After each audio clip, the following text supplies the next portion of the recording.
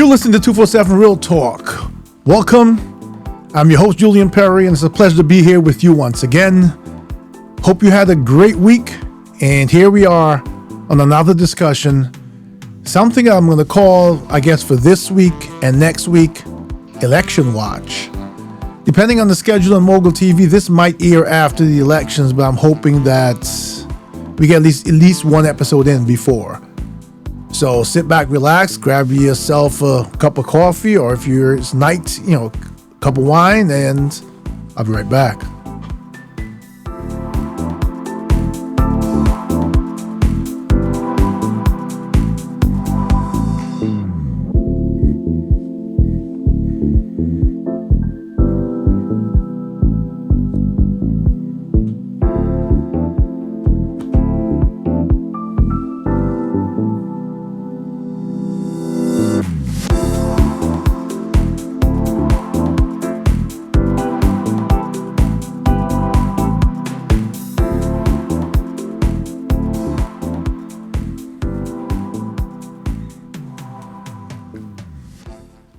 So welcome once again to 247 Real Talk Podcast. It's a pleasure to be here with you, as I mentioned before, and I'm going to jump straight into it. This won't be a long episode, but it's certainly going to be one that I need you to hear, and I need you to make a commitment to share it with everyone you know, because we're going to talk about the upcoming midterm elections. Not specifically about any candidate, but we need to use this as a catalyst to get moving. I've seen a few different commercials and infomercials about people of color talking about getting out and voting. And I guess we can break this into two parts, sort of, or maybe more than two parts. But getting out and voting is really important. It's important because, forget about the candidates for a moment. We're going to come at this from a different angle. It's important because, first of all, I think we need to get into the cadence, into the habit of voting. I hear about so many people talking, saying, now I'm not going to vote this time. What difference does it make? They tell you every vote counts, but it doesn't matter. They're going to elect who they want to elect. That is not true. There are segments of society, other races, who make it their mission, no matter what age, in a wheelchair, a walker, being carried, to cast their vote. And when the elections are over and the vote goes exactly how we thought it would have, and in many cases that's against us, kind of the candidate we didn't want, then we throw our hands up and you say, you see, what's the point of voting? But we need to get into the habit of voting because we need to use that as a part of our rebuilding. Rebuilding, and what I'm coming from is what I've spoken about in previous episodes, and that is finding our power. We had in our lifetime so far a colored president of the United States, a black president of the United States. We've had a few members of Congress. We have a member in the Supreme Court, or two, or maybe one, it depends on how you look at it. But the point being that those cannot be the only brilliant people that we have, the only capable people that we have. Over time, if you ever look at history and look at the truth of many things that we use today, and how they were invented and by whom they were invented. And we find out that people of color had great roles in many of the inventions, and even were the inventors of many things that we use today, or many things that we use today that evolved from their invention. There's no question that there's no disparity in terms of having brilliant people as colored people versus any other race, versus white people. And I always preface that with saying having the conversation about colored versus white is not one of prejudice or racism to me. It's a conversation about equality. It's a conversation about making up from how far behind we are. It's about conversation about recognizing the impact and the conditioning that we've been subjected to. It's a conversation about saying, you know what? I recognize that there are enough of us fighting for this cause, and in unity we stand. Can you imagine if all the people of color, and remember, people of color, let's understand this, people of color are not just African Americans, they're people of color. There's many mixtures of people who are mixed with African American, with other races around the world. When we unite, imagine our numbers even here in the United States of America. We have to get to the point where we are tired of people making decisions that impact us the most, while other races get to walk off into the sunlight or into the horizon or whatever, finding all these loopholes to increase their wealth, while no one does anything for us. I don't want to hear presidents talk about understanding systemic racism, understand the problem of black people, and then throwing some crumbs at us so that they could mark a checkbox off on their chart to say they helped, so that they can solidify their legacy to saying, oh, I did something for people of color. No. What you did was carry on the same charade that we've been dealing with for so many years. It's just different. It's just not as profound as when we were in slavery. But the fact of the matter is that whenever we rise united, someone else finds a way to put us down. And if we decide that we are no longer going to allow that to happen, if we decide that we're going to stop being jealous of each other, if we decide that we're going to start telling each other the truth, if we decide that we're going to accept the truth when we're told, we're going to receive it just as we deliver it, if we decide that we're going to turn our anger into activism, if we're going to turn our anger into power the right way, building wealth, starting by building unity, starting by supporting our own businesses of color, of colored people's businesses, starting by the business owners, starting by raising your standards to make sure that when someone, even a person who is not colored, comes into your store, they have a better experience than anywhere else they go. In how you receive them, in how you service them, show them our intelligence that's inherent in who we are as colored people. We are a quilt of races that have been mixed over years, but we're facing the same oppression. We see some of us come up, as we call it. We've got people out there that are making money. And I guess because they have come up and have no intention of going back down, that it's hard for them to part in a meaningful way with what they have to help lift others up. I also understand that there's some disappointment there maybe that they have that when they try to lift us up, we're not receptive to it. Our children need to go to better schools. We have great minds in our colored community that are teachers, that are leaders, that are mentors. We need to support them. We need to teach our people who have been conditioned to survive by following the what do I want to call it? The conditioning that we received from the rich and famous, the ones who put us in the neighborhoods with no hope, with no way out, with horrible schools, with no resources, and then they flood our neighborhoods with drugs and give us that as the only way for our young people to make a living that resembles anything that they have.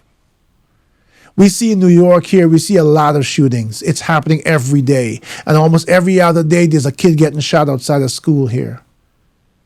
But if you really think about that for a second, we have been living under that oppression for so long. We've been living under that conditioning for so long that the initial use of the gun has become our way of solving every problem now. That is not something that we woke up one morning and started to do. That is something that infiltrated us as a people, and we've allowed it to seep into us and become part of the core of where we live. Every human being, I believe, will make a better choice if given the opportunity. Maybe not all at once, but over time, maybe most. Think about the guy who feels that he has to rival another person for survival in his territory, for instance. And you offer him another way out, because a lot of these guys that are doing this, don't be mistaken, they actually have brilliant minds that they haven't used. There's been no reason for them to use it. You ever see some guys who are even into drugs who are running an empire, and they do it with a certain, we call it street smarts? That same brilliance applied to business would have even more magnified results, but they never get the opportunity to, and they become part of survival in the environment that they've been oppressed in. So they dress a certain way and they carry themselves a certain way, and many of them who grew up in one way act and behave and speak differently, all as part of their persona they take on to survive.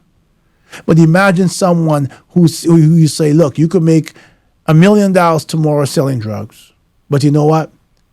I've got this other thing you can do where you're not going to get into trouble, where you're not going to go to jail, where you're going to be respected, where you're going to have the power to control your life, and you could make more than that $1 million.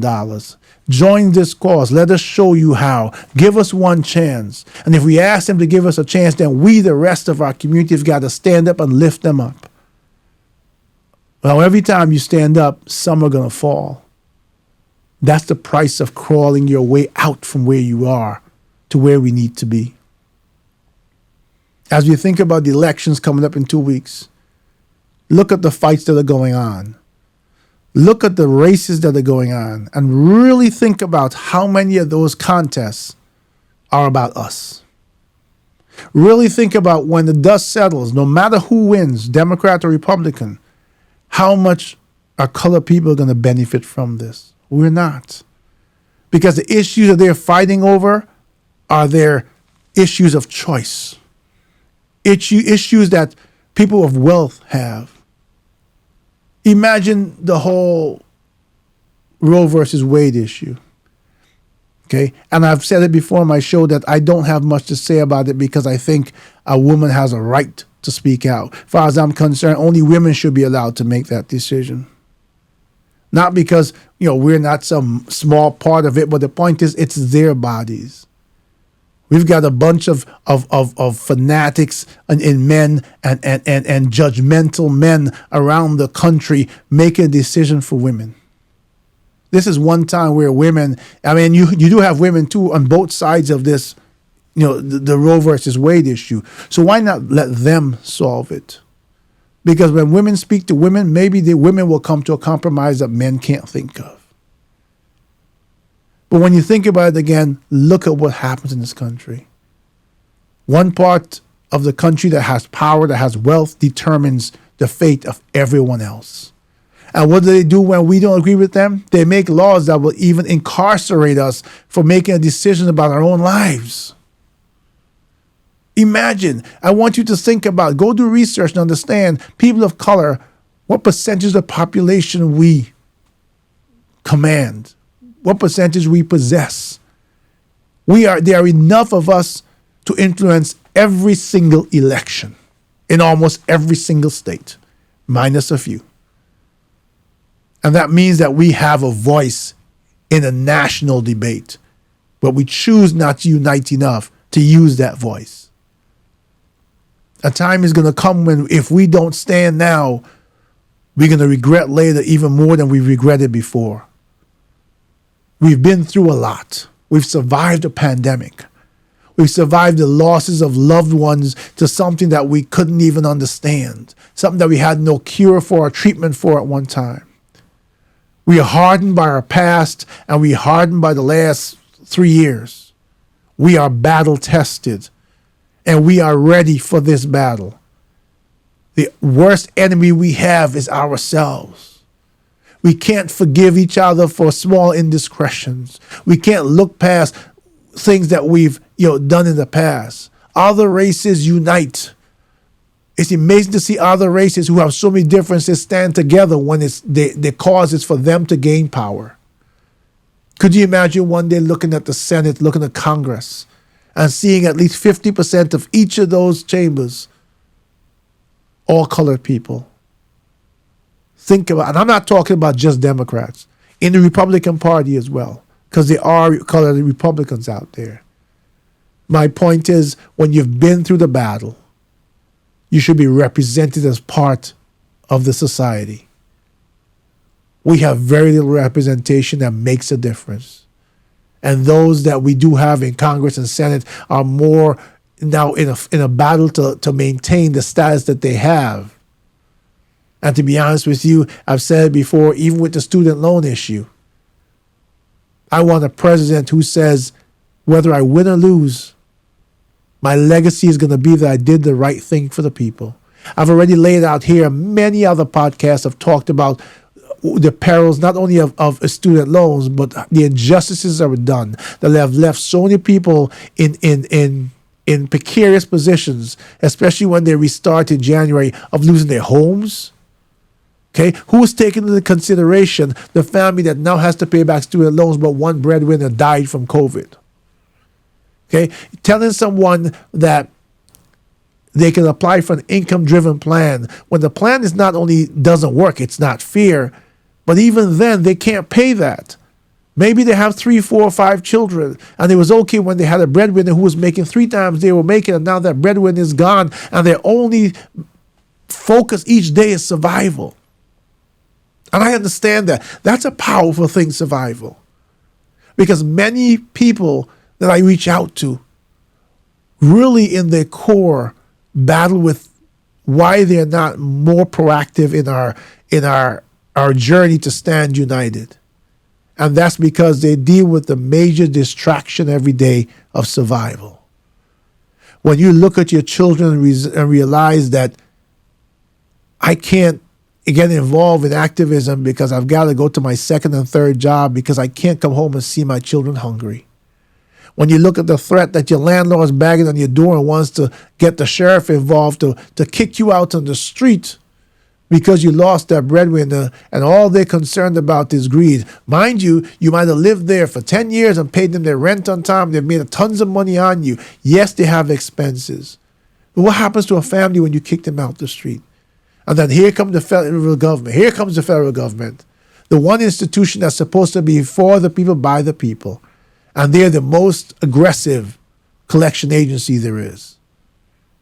And now you get your check garnished. Why do we allow this to continue to happen to our people?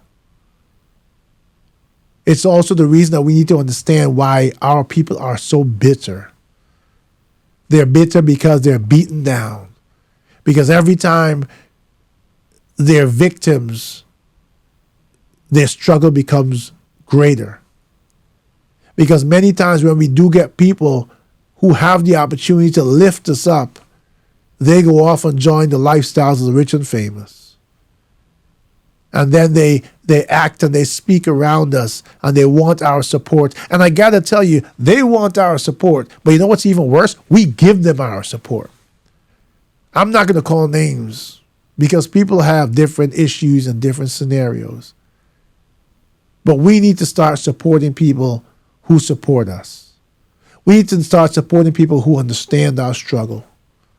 We need to take our minds off of materialism and then put it towards humanity, towards understanding what's righteous, towards building our communities to the point, again, where we can make a difference, towards getting to a point when any decisions are made in the United States government, they need to meet with us because we're a big part of whether they succeed or fail.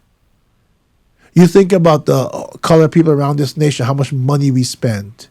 Imagine if we started going back in time and spending that money on colored businesses only.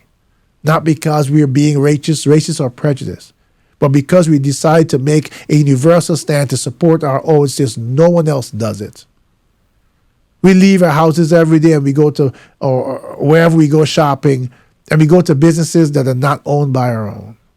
But we can't blame us for that completely because we also don't have business owners that cover every single industry in this country. Yet we have other races that do. It starts with a conversation, but it also starts with a commitment. And it starts with getting towards the people who are struggling the most, the ones who are likely involved in the violence in our communities, and eating away at that fabric, letting them know that there is a choice.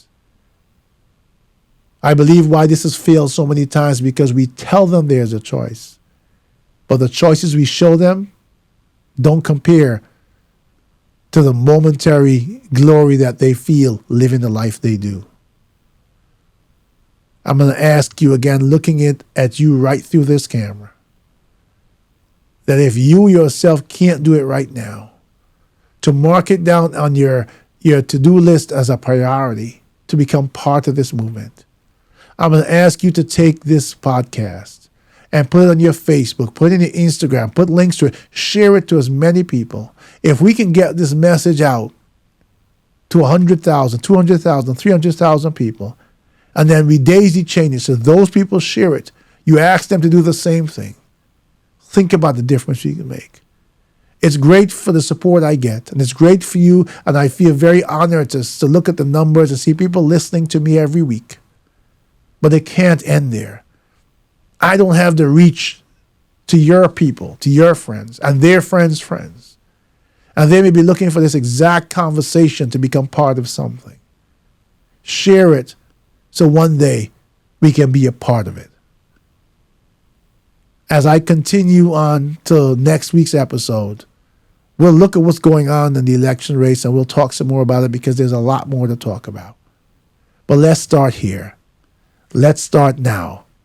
Let's do us so we can do what we need to for each other, and do it soon. This has been Real Talk. I'm your host, Julian Perry. Until the next time, take care of yourselves and each other.